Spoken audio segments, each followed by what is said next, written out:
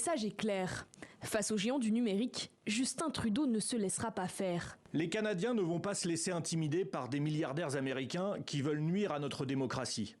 Le fait que ces géants de l'Internet préfèrent couper l'accès des Canadiens aux nouvelles locales plutôt que de payer leur juste part est un vrai problème. Tout commence en juin, lorsqu'Ottawa adopte la loi C-18. Son but, obliger les géants du web à compenser financièrement les médias canadiens pour leur contenu relayé sur les réseaux sociaux. Meta, pour éviter de l'appliquer, réagit instantanément et bloque l'accès des utilisateurs aux publications des journaux canadiens. Facebook a décidé d'être déraisonnable, irresponsable et a commencé à bloquer les nouvelles. C'est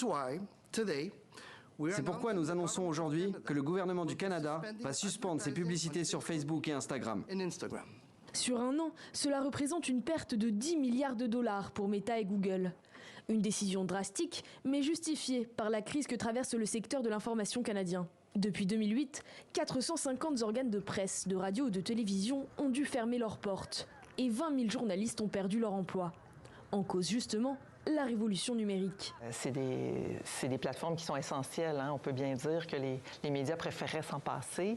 Tous les moyens, en fait, tous les points d'accès pour l'information sont essentiels, que ce soit les moteurs de recherche, d'abord Google, et les plateformes de médias sociaux, dont Facebook est vraiment la plus populaire. Oui.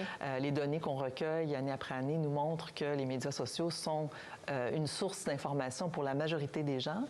La loi C-18 n'est pas la première du genre. En 2021, l'Australie avait déjà réussi à faire plier les GAFAM. Google verse désormais 130 millions de dollars par an aux médias australiens.